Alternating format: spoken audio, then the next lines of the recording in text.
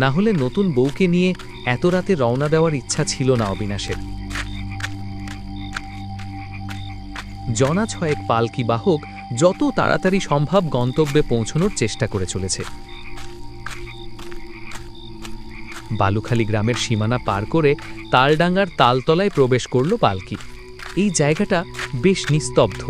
রাতের দিকে ঝিঝি পোকার ডাক ছাড়া একটা শিয়ালের ডাকও শোনা যায় না। উমা অবিনাশের গা ঘেঁষে বসল। অবিনাশ হেসে জিজ্ঞাসা করল, কি হলো, ভয় পাচ্ছ? আসলে এদিকটা তো অন্ধকার, তো তাই আমার একটু ভয় ভয় করছিল। আচ্ছা, এদিকে তুমি এসেছো এর আগে কোনোদিন? শুনেছি এই জায়গার তালের রস খুব বিখ্যাত। মুখ ঘোমটার আড়ালে না থাকলে অবিনাশ দেখতে পেত উমার মুখটা এই কথা শুনে কৃষ্ণ বর্ণ ধারণ করেছে। এই কথায় সে কোনো উত্তর দিল না, কারণ অতীতের ঘটনা জানাজানি হলে ওর বিবাহিত জীবন শুরু হওয়ার পূর্বেই শেষ হয়ে যাবে।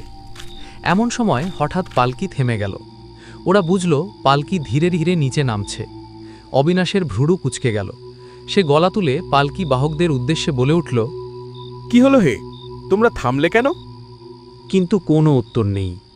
অবিনাশ স্ত্রীকে বসতে বলে পালকির বাইরে বেরিয়ে এলো।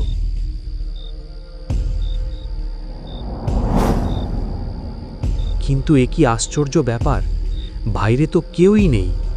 এদিকে উমার ভয়ে বুক শুকিয়ে যাচ্ছে।